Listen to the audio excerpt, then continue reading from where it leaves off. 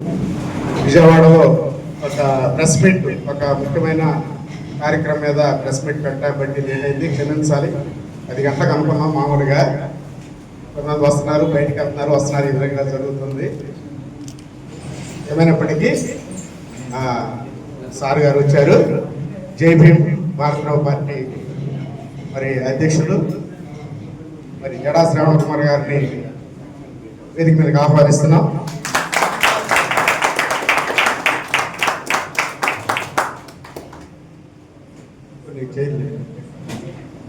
పరసా సురేష్ గారిని వేదిక మీదకి ఆహ్వానిస్తున్నాం.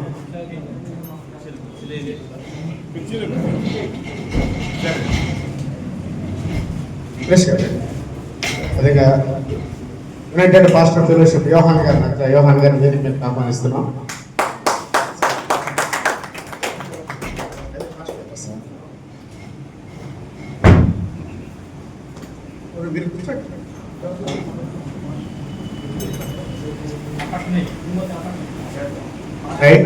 ఎందుకంటే ఇక మనం సమయం దాదాపు 1:30 అయింది.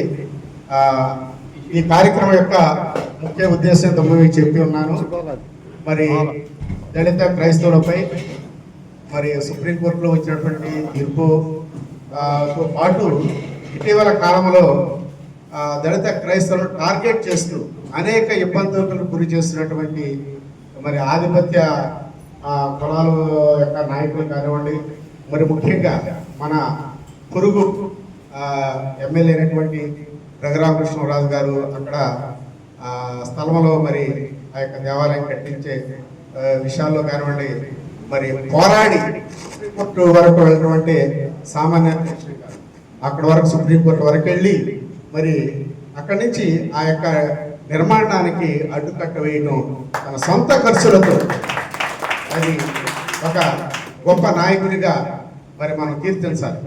అంటే నాయకుడు అంటే ఊరికే కవులు చెప్పేసే నాయకుడిగా నేను నాయకుడిని ప్రకటించుకునే సెక్షన్ కాదు. సార్ గారులో చిన్న వయసులోనే 40 లేదా 40 మధ్యలో ఉండొచ్చు సార్కి. మరి ఆ వయసులో మరి జడ్జి పదవికి రాజీనామా చేసి, అంటే ఒక నాయకుడికి ఏముండాలి? త్యాగం ఉండాలి. త్యాగం అంటే ఆ వయసులో ఆ జడ్జి పదవికి మరి రాజీనామా చేసి ఈ సమాజాన్ని మార్పు తీసుకురావాలి, సమాజాన్ని చైతన్యం చేయాలి, మన సమాజాన్ని ముందుకు తీసుకెళ్ళాలి. ఇంత జనాభా ఉన్నటువంటి ఈ సమాజం, మరి ఈ సమాజాన్ని ఏదైనా కానీ యువత ఎక్కువ, భారతదేశంలో యువత ఎక్కువ, యువతలో మన పర్సంటేజ్ ఎక్కువ, మళ్ళీ మన కుల సంబంధించి కానీ మన సమాజానికి సంబంధించినటువంటి పర్సంటేజ్ ఎక్కువ. ఈ సమాజాన్ని ఏ విధంగా ముందుకు తీసుకెళ్ళాలి అన్న ఆలోచనతో జడ్జి పదవికి రాజీనామా చేసి ఒక న్యాయవాదిగా మరి హైకోర్టులో ప్రాక్టీస్ చేస్తూ తనకు వచ్చిన సంపాదన కూడా అది పూర్తిగా ఈ సమాజానికి ఇచ్చించడం అనేది అది గొప్ప సంగతి, సామాన్య విషయం కాదు. మీటింగ్లు పెడతా ఉంటారు, ఏదో డొనేషన్లో అవి వసూలు చేసే కార్యక్రమం. సార్ అలాగా తన సొంత కష్టార్జితాన్ని ఈ సమాజం కోసం వెచ్చించడం.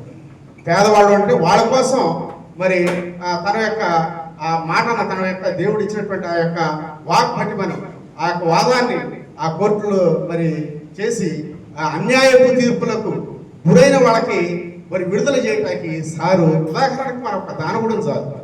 చూసారా, దానగుడు అది ఎంత శక్తివంతుడు, సామాన్య విషయం కదా.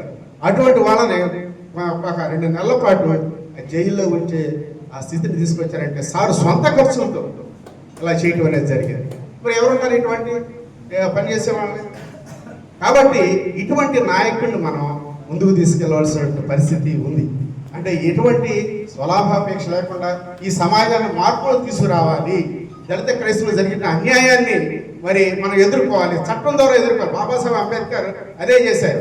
కాళారాం దేవాలయంకి లోపలికి ప్రవేశం కుదరదంటే ఆయన కోర్టులోకి వెళ్ళి ఆ యొక్క పర్మిషన్ తీసుకొచ్చారు. మంచినీళ్ళు తాగడానికి కుదరదంటే చెరువు అనమాట, ఆ చెరువు విషయంలో కూడా మంచినీళ్ళు తాగడానికి కోర్టు నుంచి పర్మిషన్ తీసుకొస్తూనే వీధి పోరాటాలు కూడా చేయడం జరిగింది. వీధి పోరాటం చేయడం ఏం చేయాలి? సమాజం అంతా సమకూడి వారికి ఎప్పుడైతే సపోర్ట్గా ఉంటుందో అప్పుడు ఆ ప్రభుత్వాలు కూడా అనుకూలంగా, మనకు సానుకూలంగా, మనకు అనుకూలమైన చట్టాలు రావడానికి అవకాశం ఉంటుంది. మరి ఈ సందర్భంగా రేపు మరి ఇంకా 10 రోజులే ఉంది. మన ఈ నెల 28వ తారీఖున ఏలూరులో జరిగేటటువంటి ఈ యొక్క సమావేశాన్ని దళిత క్రైస్తవుల శంఖారావాన్ని జయప్రదం చేయడానికి అంటే ఈరోజు సాయంకాలం నర్సాపూర్లో కార్యక్రమం ఉంది, వెళుతున్నామంటే సరే కైకుల్లో పడి కార్యక్రమం ఏర్పాటు చేస్తే బాగుంటుందని 1-2 రోజుల్లోనే మరి యొక్క సమాచారాన్ని యోహాన్ గారికి తెలియజేస్తే ఈ కార్యక్రమం ఏర్పాటు చేశారు. మరి మీరు ఉద్దేశించి మరి సార్ని మాట్లాడవలసిందిగా నేను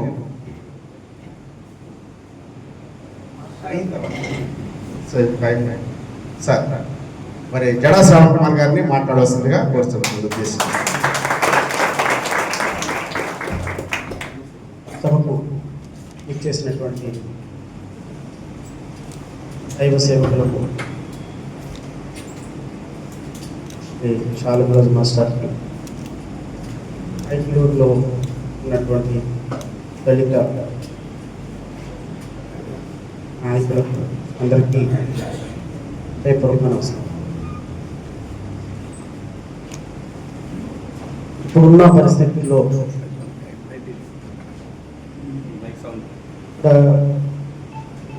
దైవ సేవకులు ఎంతమంది ఉన్నారో నాకు తెలియదు వ్యక్తిగతంగా, కానీ ఒకసారి మీరు చెప్తే మంచిది.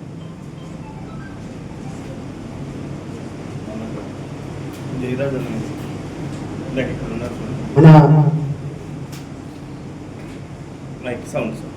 భారత రాజ్యాంగంలో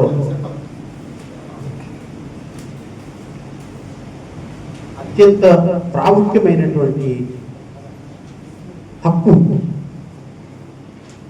డాక్టర్ బాబాసాహెబ్ అంబేద్కర్ రాసినటువంటి రాజ్యాంగంలో అత్యంత ప్రాముఖ్యమైనవి. అంటే ఇప్పుడు మీరు చైనా వెళ్ళారనుకోండి, చైనా వెళ్తే ఆ దేశం చాలా అద్భుతంగా ఉంటుంది, చాలా డెవలప్ అయింది. అసలు చైనాలో మన భారతదేశం ఇంకొక 100 సంవత్సరాల ముందుకెళ్తే ఎలా ఉంటుందో చైనా దేశం అలా ఉంటుంది. కానీ చైనా దేశంలో ఏంటి అంటే తెలుసా, మీరు ఏ చైనా దేశంలో ఉన్న 160 కోట్ల మంది జనాల్లో భారతదేశం కంటే చాలా ఎక్కువ జనాభా ఉన్నటువంటి దేశం చైనా దేశం. చైనా దేశంకి వెళ్ళి ఎవరినన్నా వ్యక్తిని పట్టుకొని మనం ఒక చోట సమావేశం అయ్యి మాట్లాడదామా అంటే ఆ సమావేశాన్ని ఏర్పరచుకోకూడదు. ఈ దేశంలో ప్రభుత్వానికి వ్యతిరేకంగా, పోలీసులకు వ్యతిరేకంగా, రాజకీయ పార్టీలకు వ్యతిరేకంగా సమావేశాలు చేయకూడదు. ఈ దేశంలో స్వతంత్రం లేదు, ఈ దేశంలో స్వేచ్ఛ లేదు, ఈ దేశంలో ప్రభుత్వం ఏం చేసినా మనం కదలకుండానే చూడాలి తప్ప ప్రతిఘటించే స్వేచ్ఛ, మీడియా స్వేచ్ఛ లేదు. మీరు చైనా దేశంలో 160 కోట్ల మంది ప్రజల్లో ఎవరి దగ్గరికి వెళ్ళినా ఆ దేశంలో స్వేచ్ఛ అనేది లేదు. పాకిస్తాన్ వెళ్ళండి, అమెరికా వెళ్ళండి, ఇంగ్లాండ్ వెళ్ళండి, అక్కడ ఉన్న ప్రజలకి అద్భుతమైన సౌకర్యాలు ఉంటాయి, కానీ ఏ ఒక్క వ్యక్తికి స్వేచ్ఛ. మీరు ఏ దేశంలోకి వెళ్ళినా భారతీయులను చూసి ఎందుకు గర్వపడతారో తెలుసా? భారతీయులను చూసి ఎందుకు గొప్పగా మాట్లాడుకుంటారో తెలుసా? భారతీయులకి ఉన్న ఒకే ఒక హక్కు స్వేచ్ఛగా మాట్లాడే హక్కు. ఆ హక్కు ఇచ్చింది డాక్టర్ బాబాసాహెబ్ అంబేద్కర్ మనందరికీ.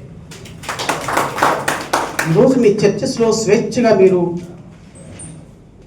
వాక్యాన్ని ప్రకటిస్తున్నారని అనుకున్నా, స్వేచ్ఛగా మీ చర్చికి మీరు పెట్టినటువంటి కూటానికి, మీరు పెట్టేటువంటి కోటాల ప్రార్థనలకి, మీరు నడిపేటువంటి సన్నిధికి స్వేచ్ఛగా ఒక వ్యక్తి వచ్చి కూర్చొని ప్రార్థన చేసుకుంటున్నారు అంటే దానికి కారణం రాజ్యాంగం మనకి ఇచ్చినటువంటి హక్కు.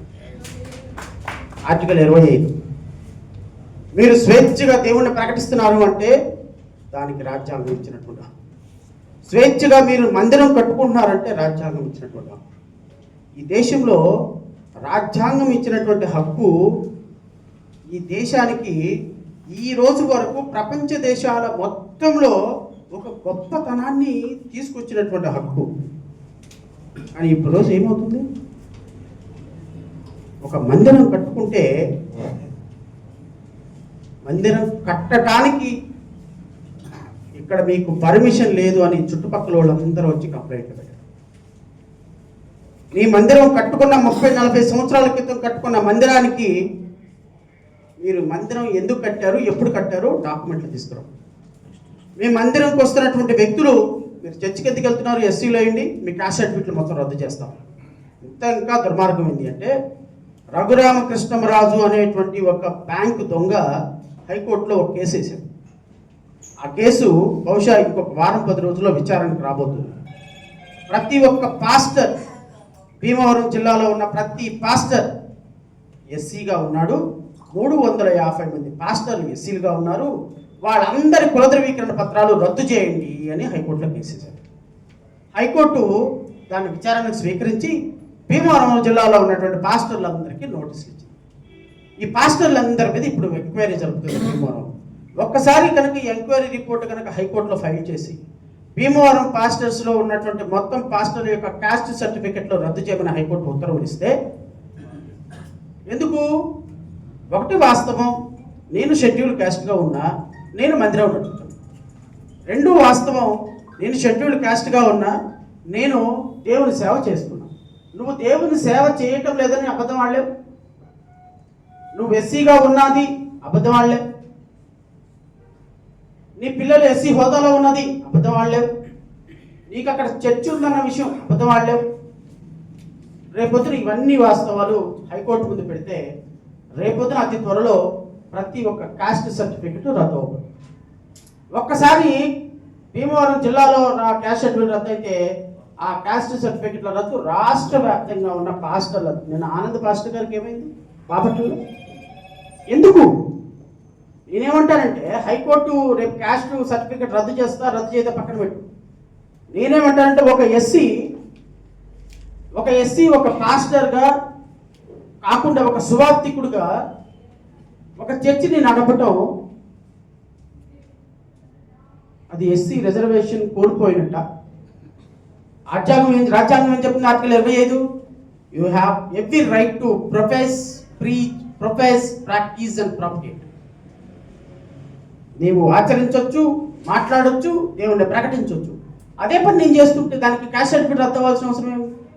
ఈ పాస్టర్ గారు ఎస్సీ పాస్టర్ గారు అయ్యారు. ఈ పాస్టర్ గారు లేకపోతే నేను ఎస్సీగా ఉండి చర్చికి వెళ్తున్నా. ఎస్సీగా ఉన్నంత మాత్రాన చర్చికి వెళ్ళినంత మాత్రాన నా కులం పోతుందా? అరే మాల పాస్టరు మాదిగ పాస్టర్ అనే, అమ్మ పాస్టరు కాపు పాస్టర్ అయితే అన్నారు కదా. మనల్ని మాత్రం మాల మాదిగ పాస్టర్లు అంటారు. పాస్టర్గా సువార్త ప్రకటిస్తున్నటువంటి వ్యక్తికి ఒక అగ్రహారంలో అమ్మాయిని ఇచ్చి పెళ్లి చేయమనండి, పెళ్లి చేయగలుగుతారా? అటచబిలిటీ పోతుందా? నీ రిజర్వేషన్ పోతుందా?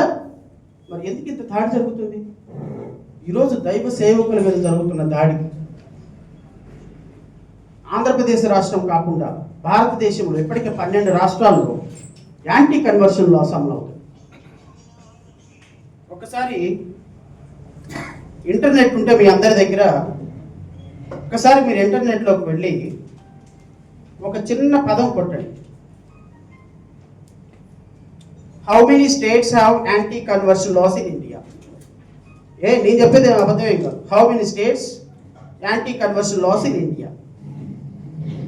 దానికి వచ్చే answer, currently 12 states in India enforce state level anti conversion laws. What is mean by anti conversion law? ఈ యాంటీ కన్వర్షన్ లా ఆంధ్రప్రదేశ్ భారతదేశంలో ఉన్న 29 రాష్ట్రాల్లో ఇప్పటికీ 12 రాష్ట్రాల్లో అమలు. ఈ 12 రాష్ట్రాలు కూడా భారతీయ జనతా పార్టీ అధికారంలో ఉన్న రాష్ట్రం. నెంబర్ 1 రాష్ట్రం అరుణాచల్ ప్రదేశ్, ఛత్తీస్గఢ్, గుజరాత్, హర్యానా, హిమాచల్ ప్రదేశ్, జార్ఖండ్, కర్ణాటక, మధ్యప్రదేశ్, ఒడిస్సా, రాజస్థాన్, ఉత్తరాఖండ్ అండ్ ఉత్తరప్రదేశ్.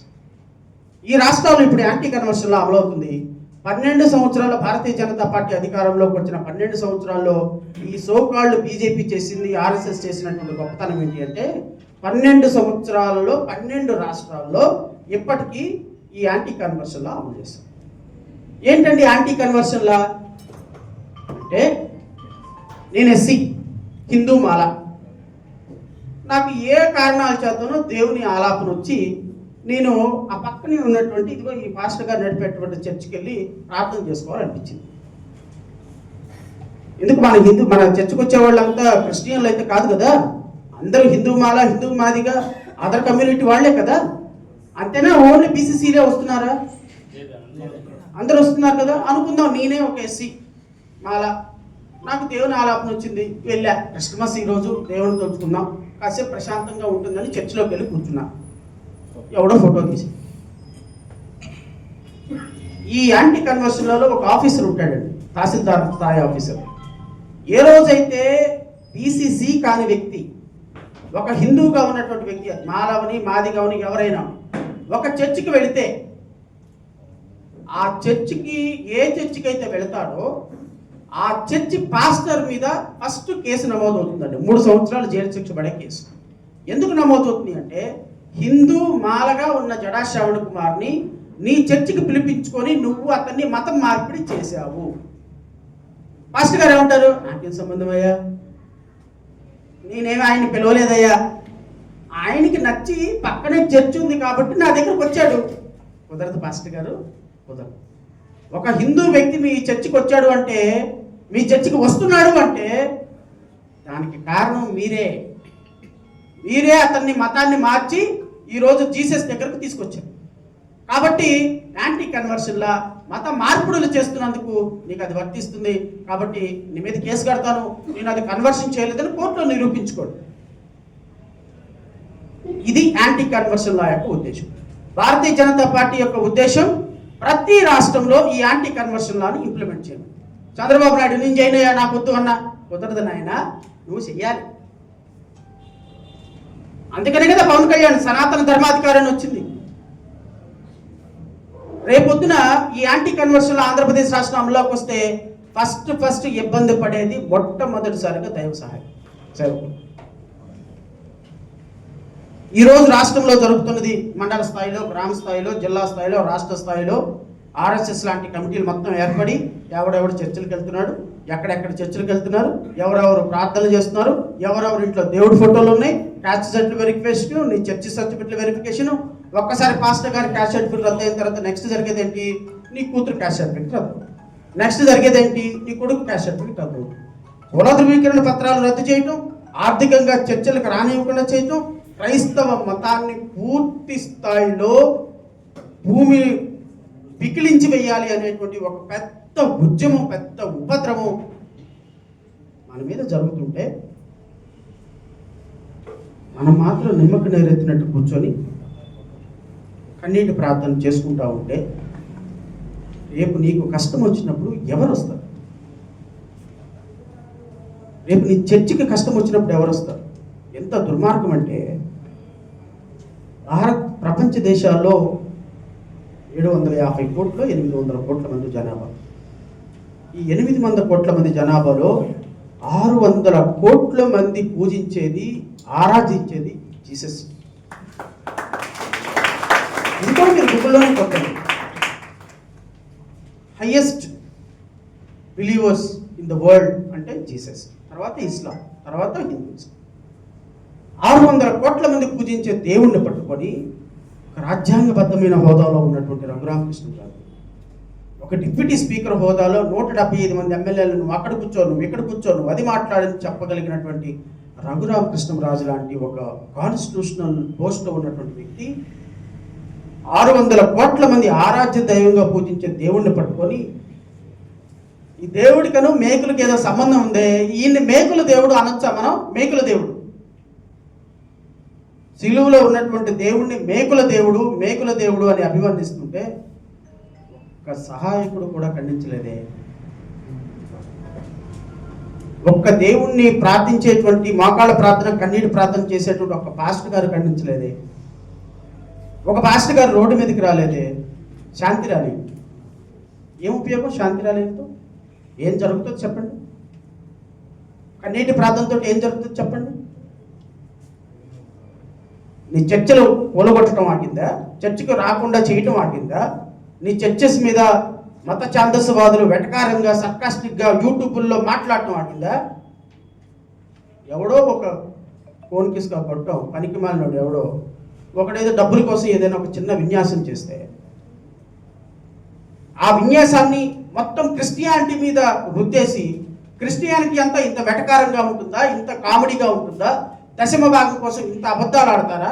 ఈ విధంగా ప్రకటనలు చేయించి ఈ విధంగా సాక్ష్యాలు చెప్పనిస్తారా?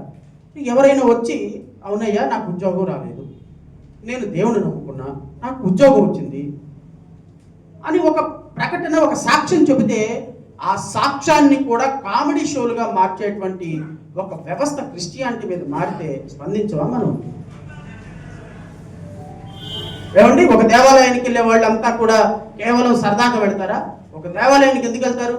ఒక దేవుణ్ణి పూజిస్తే, ఒక తిరుమల వెంకటేశ్వర స్వామి దగ్గరికి వెళ్తే మా వ్యాపారాలు బాగున్నాయి, మా అభివృద్ధి చెందింది, మా ఆరోగ్యం బాగుంది, నమ్మకంతోనే కదా దేవుడి దగ్గరికి వెళ్ళి కోటాను కోట్ల రూపాయలు కానుకలేసేది. మరి క్రిస్టియానిటీలో కూడా నమ్మకం కోసమే కదా వచ్చేది. నమ్మకం జరిగితేనే కదా దేవునికి కానుకలు వేసేది. నమ్మకం ఉండబట్టే కదా ప్రపంచవ్యాప్తంగా 600 కోట్ల మంది క్రిస్టియానిటీని నమ్ముకొని ఈరోజు దేవుడిని నమ్ముకున్నారు. అలాంటి మతాన్ని పట్టుకొని కామెడీ షోలుగా చేసేటువంటి వ్యవస్థని దైవ సేవకులుగా మీరు స్పందించొద్దా? సో దయచేసి శాంతి ర్యాలీలు చేసే సమయం అయిపోయింది. ఇది పోరాటాలు చేసేటువంటి సమయం. మీరు దైవ సేవకులుగా ఒక పక్క బైబిల్, ఇంకో పక్క రాజ్యాంగం పట్టుకోవాల్సిన సమయం వచ్చిందని అయితే మాత్రం గుర్తుపెట్టుకోండి. ఇలాంటి క్లిష్టమైన పరిస్థితుల్లో రాష్ట్రం, మన కమ్యూనిటీ రేపు రాబోయే తరాల్లో ఉన్నప్పుడు ఇప్పుడు నడుము బిగించాల్సినటువంటి బాధ్యత మీది. అఫ్కోర్స్ ఎవరు వస్తారు నేను మీ అందరికీ మాటిస్తున్నాను. ఈ రాష్ట్రంలో కానీ తెలుగు రాష్ట్రాల్లో కానీ క్రైస్తవ సమాజానికి, దళిత సమాజానికి, ఆదివాసీ సమాజానికి ఏ కష్టం వచ్చినా, ఏ కన్నీరు వచ్చినా తొడవటానికి, ఆదుకోవటానికి జడా శ్రావణ్ కుమార్గా ఎప్పుడు నేను దయచేసి మీరు నా ముందు ఉండండి, నన్ను నడిపించండి, మీ సహకారం నాకు కావాలి. ఇది మన జాతిని కాపాడుకోవడానికి చేస్తున్నటువంటి ఒక పోరాటం, ఎవరి వ్యక్తిగత పోరాటం కానీ కాదు.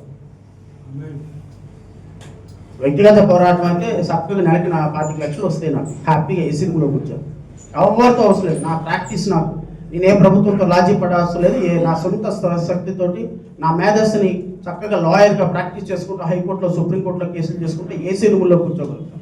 అసలు ఈ ఉద్దేశమే లేకపోతే ఒక జడ్జి పోస్టులో నుంచి బయటకు రావాల్సిన అవసరం లేదు. చుట్టూరా 20 మంది అటెండర్లు, 5 లక్షల జీతం, గొప్ప హోదా, 22 సంవత్సరాలు సర్వీస్ వదిలేసుకుని ఈరోజు జాతి కోసం పోరాటం చేస్తే జాతి మీరు రాకపోతే ఎట్లా? మీరు ముందుండకపోతే ఎట్లా? 28వ తారీఖున ఏలూరులో దళిత క్రైస్తవ సమర శంకారామం అని ప్రపంచానికి మన బలాన్ని చూపించాలి. 1,00,000 మంది సామూహిక ప్రార్థనలతోటి ఏలూరు మొత్తం కత్తరిల్లిపోవాలి. ప్రపంచం మొత్తం క్రైస్తవత్వం వైపు, దళిత జాతి వైపు, ఆదివాసీ జాతి వైపు చూడాలి. ప్రభుత్వాలు మనల్ని చూసి గజగజలాడిపోవాలి. వీళ్ళు కేవలం శాంతి ర్యాలీల కోసం కాదు, వీళ్ళు ఓటు హక్కు వాడితే ప్రభుత్వాలు తారుమారైపోతాయి. మన సమాజాన్ని శాసించగలిగినటువంటి ఒక దమ్ము, ధైర్యం క్రైస్తవంలో, దళిత వర్గాల్లో ఉంది అని ప్రభుత్వం గజగజలాడిపోవాలి. ఆ ప్రభుత్వాన్ని తల వంచి రాజ్యాధికారం సాధించే దిశగా దళిత జాతి, క్రైస్తవ జాతి ఏకమైతే మన ప్రభుత్వాలు కొట్టుకుపోతాయి అనేటువంటి ఒక ఇంప్రెషన్ రాష్ట్ర ప్రభుత్వానికి ఇచ్చి తీరాలి. ఆ రోజు ఆదివారం మీకు కోతవేడి దూరంలో ఉన్న ఏలూరులో 1,00,000 మందితోటి ఒక బహిరంగ సభ పెట్టబోతున్నాం. ఇది మన ఆత్మగౌరవ సభ. ఇది ఏ రాజకీయ పార్టీకి సంబంధించిన సభ కాదు, ఇది ఆత్మగౌరవ సభ. క్రైస్తవత్వాన్ని ప్రపంచానికి చాటి చెప్పే సభ. దళితులు, క్రైస్తవులు, ఆదివాసీలు, బహుజనులందరూ ఈ ప్రపంచంలో ఏకమవ్వగలరు. ఈ సమయాల్లో కూడా 1,00,000 మందితోటి మేము సామూహికంగా మేము అరవగలం. మా కేక మీకు పొలికేకగా మారగలదని చూపించేటువంటి సభ. చాలా మంది దైవ సహాయకులు నన్ను ఆదివారంగా సార్ ఆ రోజు ప్రార్థనలు ఉంటాయి, మార్చండి సార్ సమయాన్ని, డేట్ మార్చండి సార్. నేను చెప్పాను మార్చాను. ఎందుకంటే దేవునికి అత్యంత ఇష్టమైనటువంటి ప్రియమైన రోజు ఆదివారం. ఆ రోజున విశ్రమించుకుంటారు. మనం కన్నీటి ప్రార్థన మన చర్చెస్లో చేసే ప్రార్థన ఏలూరు గ్రౌండ్స్లో చేద్దాం. 1,00,000 మందితోటి చేద్దాం. 1,00,000 మంది సామూహిక ప్రార్థన చేద్దాం. 28 తర్వాత రాష్ట్ర చరిత్రలో ఒక సువర్ణ అధ్యాయం దళిత క్రైస్తవులకి, దళితులకు మొదలు కావాలి. మీరు మీ యొక్క సంఘాల్లో ప్రకటించండి, మీకు వచ్చేటువంటి వ్యక్తులను ప్రకటించండి. ఒక్కొక్కరు ఆ రోజున గ్రౌండ్లో 1,00,000 మందికి పైగా పట్టే విధంగా, 1,00,000 మంది వచ్చే విధంగా ఈ రోజు నుంచి నేను గత నెల రోజుల నుంచి కూడా రాష్ట్ర వ్యాప్తంగా విస్తృతంగా పర్యటన చేస్తున్నాను. ప్రతి జిల్లాలో చిన్న చిన్న కార్యక్రమాలు, పెద్ద పెద్ద కార్యక్రమాలు, పెద్ద పెద్ద పాస్టర్స్ ఆల్మోస్ట్ రాష్ట్రంలో ఉన్న ప్రతి బిషప్ ఆ రోజు గ్రౌండ్స్లో కూర్చుంటారు. ఆ రోజు రాష్ట్రంలో ఉన్న ప్రతి బిషప్ కావచ్చు, పాస్టర్ గారు కావచ్చు, రాష్ట్ర వ్యాప్తంగా వేల మంది దైవ సహాయకులు ఆ రోజున ఏలూరు జేవిఆర్ గ్రౌండ్స్లో పరిశుద్ధ స్థలంలో కూర్చోవడానికి సిద్ధపడి ఉన్నారు. అందరినీ ఏకం చేస్తున్నా, ఎప్పటికి విస్తృతంగా పర్యటనలు చేస్తున్నా, ఎవ్రీడే 3-4 మీటింగ్స్లో పాల్గొంటున్నా, రోజుకి 2-3 గంటలు మాత్రమే నిద్రపోతూ ఎంతో కష్టపడుతున్నా. ఈ కష్టానికి మీ ప్రతిఫలంగా మీ యొక్క ప్రెజెన్స్ ఆ రోజున ఏలూరులో ఉండగలిగితే, మీతో పాటు మీ సంఘ కాపరులు కూడా ఉండగలిగితే, మీ చర్చిలకు వచ్చేవాళ్ళు కూడా ఉండగలిగితే, ఒక రోజున చర్చి వ్యవస్థ, చర్చి పాస్టర్ గారు అంటే టచ్ చేయడానికి ఏ ఆఫీసర్కైనా, ఏ అధికారికైనా, ఏ ప్రభుత్వంకైనా గడగడగడ లాడిపోయే విధంగా మనం యూనిటీ చూపించాలి. ఈ రోజు నుంచి, ఆ రోజు నుంచి కాదు, ఈ రోజు నుంచే చెప్తున్నా. రాష్ట్రంలో ఇప్పటి వరకు మీరు అనుకుంటున్నారు క్రైస్తవులకు అన్యాయం జరిగితే ఎవరు వస్తారయ్యా? ఎవరు వచ్చారు? ఆకివీళ్ళు అన్యాయం జరిగితే 20 లక్షల రూపాయలు ఖర్చు పెట్టి కోట్ల మంది దళిత ఆత్మ గౌరవాన్ని నిలబెట్టిన జడా శ్రావణ్ కుమార్ వస్తాడు. సుప్రీంకోర్టుకి వెళ్ళి స్టే తీసుకొచ్చి 100 కోట్ల రూపాయలు ఉన్నా ఏం చేసుకోవాలో అర్థం కాక ఒళ్ళు బలిసి కొవ్వు పెరిగి క్రిస్టియానిటీ మీద దాడి చేస్తున్న రఘురామకృష్ణరాజు తోలు బలిచి దళిత బిడ్డల ఆత్మ గౌరవాన్ని నిలబెట్టాను నేను. ఏ కోర్టు అయినా సరే, ఈ కోర్టు కాతే సుప్రీంకోర్టు కాతే ఇంటర్నేషనల్ కోర్టుకైనా వెళ్ళి నేను ఆర్టికల్ 25 గురించి మాత్రమే మాట్లాడతాను. నేను లేని హక్కు నాకు వద్దు, నాకు నీ రూపాయి ఆస్తి వద్దు, నీ హక్కు నాకు వద్దు.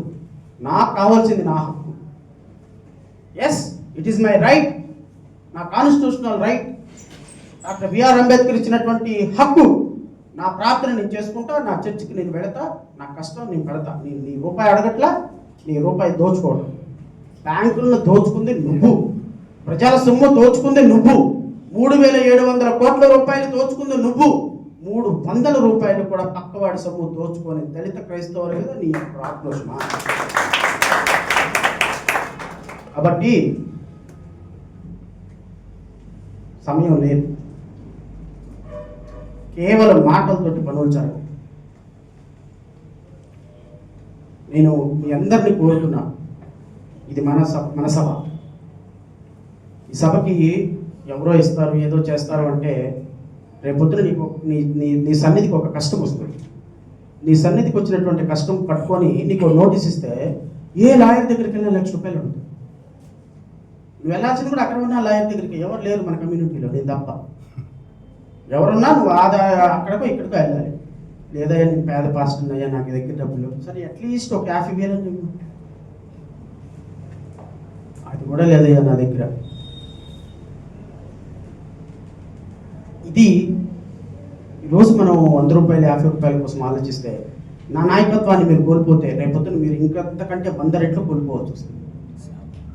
మీరు రూపాయి ఇవ్వకపోయినా, మీ నిరుపేద పాస్టర్ గారైతే 1 రూపాయి లేకుండా వాళ్ళకి కష్టం వచ్చినప్పుడు నేను ఉంటా వాళ్ళ వెనక, మీ కేసులు నేను వాదిస్తాను. అయితే ఎందుకంటే మీకు ఎక్స్పీరియన్స్ ఏం కావాలి చెప్పండి. చాలా మంది పాస్టర్స్ చాలా నెగ్లిజెంట్గా ఉన్నారు. తప్పు. కష్టం. ఈరోజు సునామీ వస్తే నాకేమవుతుంది? సునామీ ఏ పాస్టరు ఎవరు, ఏ కలెక్టర్ ఎవరు చూడదు. సునామీ వస్తే కొట్టుకొని వెళ్ళిపోవటమే. రేపొద్దున భారతీయ జనతా పార్టీ RSS కార్యక్రమాలు ఎంత సీరియస్గా ఉన్నాయంటే, బైబుల్ దొంగచాటుగా బయట కొంగు చాటును దాచుకొని రావాల్సిన పరిస్థితి వచ్చింది. రఘురామకృష్ణరాజు తెలుగు వేరే లేవర్ అని ఒక ఆర్గనైజేషన్ స్టార్ట్ చేశాడు ఒక 2 నెలల క్రితం. స్టార్ట్ చేసి ఎవరెవరైతే ఎంప్లాయీస్ చర్చలకు వస్తున్నారో, ఇప్పుడు షాలే మాస్టర్ ఉన్నారు, ఆయన మొన్నటిదాకా టీచరు, ఆయన చర్చికి వెళ్తారు. సండే వెళ్తారు కదా సార్. ఒక ఫోటో తీసి పెట్టడం ఒక పద్ధతి. ఓకే, షాలే మాస్టర్ గారు వాళ్ళ తల్లిదండ్రులు చనిపోతే ఆయన వాళ్ళ తల్లిదండ్రుల సాంప్రదాయ క్రిస్టియన్ సాంప్రదాయాలపై కూడా బర్యాలు చేశారు. ఈ విధంగా ఎంప్లాయీస్ ఎవరెవరైతే చర్చికి వెళ్తున్నారో వాళ్ళ తల్లిదండ్రులు చనిపోతే వాళ్ళ సమాధులు ఉంటాయి కదా అక్కడ, విఆర్ఓ అడిగే సమాధులు 470 ఎంప్లాయీస్ యొక్క తల్లిదండ్రుల ఫోటోల్ని కూడా తీసి ఆ ఫోటోల ద్వారా ఇదిగో ఈయన రిజర్వేషన్లోకి ఈయనకు ఉద్యోగం వచ్చింది, టీచర్ ఉద్యోగం, ఈయన ఉద్యోగంలో నుంచి తీసేసేయండి, వీళ్ళ తల్లిదండ్రులు చనిపోతే సమాధుల్లో కూర్చిపెట్టారు అని 470 ఎంప్లాయీస్ మీద భీమవరంలో కేసు పెట్టారు. తల్లిదండ్రుల శవాలను కూడా రాజకీయాలకు వాడే వ్యవస్థ మన రాష్ట్రంలో వచ్చింది. రాష్ట్ర ప్రభుత్వం ఏం చేస్తుంది? రఘురామకృష్ణరాజు భుజం మీద తుపాకీ పెట్టి మనల్ని కలుస్తుంది. రఘురామకృష్ణరాజుని ఏం మాట్లాడుతున్నా, మీరు ఏం మాట్లాడుతూ అని ఒక్క మాట అంటున్నా. Government silence is also can be taken in to as an acceptance. నాకు తెలిసి రాష్ట్రం మొత్తంలో అత్యంత ఎక్కువ ఎస్సీ సామాజిక వర్గం ఉన్న కాన్స్టిట్యున్సీ కైకలూరు. కానీ ఎంతమంది ప్రజెంట్ అయ్యారు ఇక్కడ? 76,000 కైకలూరు కాన్స్టిట్యున్సీ. ఎంతమంది ప్రజెంట్ అయ్యారు ఇక్కడ? ఇంతమంది ఎక్కువ జనాలు ఉన్నటువంటి కాన్స్టిట్యున్సీలు, ఇంతమంది పాస్టర్లు ఉన్నటువంటి కాన్స్టిట్యున్సీలు, ఇంతమంది దళిత పులులు అవేర్నెస్ ఉన్నటువంటి కాన్స్టిట్యున్సీలు. ట్రైబల్ ఏరియాలోకి వెళ్తే 600 మంది వచ్చారండి మండ్యం జిల్లాలో. వాళ్ళకు ఉంది అంత అవగాహన. సరే, ఆఫ్ కోర్స్ ఎవరి రాజకీయాలు వాళ్ళకు ఉంటాయి, నేనేమి దాని గురించి తప్పు పట్టడం. కానీ మనకి క్వాంటిటీ కంటే క్వాలిటీ చాలా ఇంపార్టెంట్. ఇక్కడికి వచ్చినటువంటి ప్రతి ఒక్క వ్యక్తి ఒక 100 మందితో సమానమైతే ఇక్కడే 10,000 మందిని పోగు చేయగలిగిన గొప్పతనం. కాబట్టి I always see the quantity, I always see the quality, not quantity. కాబట్టి దైవజనులారా, మీ అందరికీ కూడా నేను చెప్పేది, మీరు ఒకసారి ఆలోచించుకోండి, ఇంట్రాస్పెక్ట్ చేసుకోండి. నేను చెప్పానని కాదు, నేను గూగుల్లో కొట్టండి అమ్మమిని యాంటీ కన్వర్షన్ లాస్, ఒకసారి పేపర్ చూడండి, హైకోర్టులో ఫైల్ అయింది కేసు వస్తుంది. ఒకసారి భీమవరం ఉండి కాన్స్టిట్యున్సీలో చూడండి, తెలుగు వేరే లేవరా అని కొట్టండి కేసు. ఎంతమంది మీద కంప్లైంట్లు పెట్టాడు, ఏ చర్చిల మీద మైకులు తీపించాడు, ఏ చర్చలను కోలుకొట్టాడు, ఎంతమంది చర్చలు కోలుకొట్టే దైవ సేవకులు ఈరోజు రోడ్డు మీద పడ్డారు. భవిష్యత్తులో మీరు చర్చ్ కట్టుకోవాలన్న ఎన్ని కంప్లైంట్లు, ఈ పక్కనోడు కంప్లైంట్ పెడితే ఎన్ని ఎంక్వైరీలు. సో ఒక స్వేచ్ఛగా సమానత్వంతో బతకగలిగిన స్వేచ్ఛ లేనప్పుడు చాలా ఇబ్బంది పడేటువంటి పరిస్థితి భవిష్యత్తులో ఉంటుంది. దీనికి ఏకనాయకత్వం అవసరం. ప్రభుత్వంలో రేపొద్దున నాలాంటి వ్యక్తి ఒక ఉప ముఖ్యమంత్రిగా రాష్ట్రంలో ఉంటే, రేపొద్దున మీకు ఏ సమస్య వచ్చినా కూడా నా దగ్గరకు వస్తే ప్రతి సమస్యను పరిష్కరించి రాష్ట్రంలో దళితులకి, క్రైస్తవులకి, బహుజనులకి, ఎందుకంటే వాళ్ళ బిడ్డను కాబట్టి, వాళ్ళ తరపున నేను వెళ్ళాను కాబట్టి. ఎందుకు అంబేద్కర్ గారు వెళ్ళి దళితుల పట్ల ప్రపంచ దేశాల్లో రిప్రజెంట్ చేశారు? లండన్ వెళ్ళినా, ఇంకో చోటుకెళ్ళినా నా జాతి జనం ఎందుకు మాట్లాడాడు? ఆయన్ని అక్కడికి పంపించారు కాబట్టి మీరందరూ మీ తరఫున మాట్లాడగలిగాడు. ఈరోజు రాజ్యాంగంలో మనకు హక్కులు వచ్చినాయి. మీ అందరూ కూడా నన్ను పంపించగలిగితే రేపొద్దున మీ అందరి తరఫున మాట్లాడడానికి ఒక వాయిస్ ఉంటుంది అక్కడ. ఆ వాయిస్ మన కష్టాలను తీర్చేటువంటి వాయిస్ అవుతుంది. నీ చర్చి కొనుగొడితే పవన్ కళ్యాణ్ దగ్గరికి వెళ్ళి అడగగలవా? ఒక పాస్టర్ క్యాస్ట్ సర్టిఫికేట్ క్యాన్సిల్ అయితే జనసేన కార్యకర్త దగ్గరికి వెళ్ళి అడగగలవా? లేకపోతే మీరు ఎవరికైతే దేవుని నామం పేరిట మన ఓట్లేశారో ఆ వైఎస్ జగన్మోహన్ రెడ్డి పార్టీ దగ్గరికి వెళ్ళి అడగగలరా? ఎవరు ఏ చర్చిలో జరిగితే వేస్తారు? ఏ చర్చి కూలితే వస్తున్నారు చెప్పండి? మళ్ళీ మీరందరూ కూడా చర్చిలోకి వచ్చే వాళ్ళందరికీ దీపాలు ఆర్పించి ప్రమాణాలు చేయించారు ఓట్లు వేపిస్తాం. కానీ కష్టం వస్తే ఒక్కళ్ళు వస్తున్నారా? రేపు మీ చర్చి కోరగొడితే ఒక్కళ్ళు వస్తున్నారా? భీమవరంలో ఆర్మీలో ఎవరు పోరాటం చేస్తున్నారు? సుప్రీంకోర్టుకి వెళ్ళి ఎవరు పోరాటం చేస్తున్నారు? ఒకసారి మీ ఆత్మసాక్షిగా మీరు ఆలోచించుకోండి. కష్టం వచ్చినప్పుడు భుజం తట్టి మీకు నేను ఉన్నానని చెప్పగలిగిన వాళ్ళే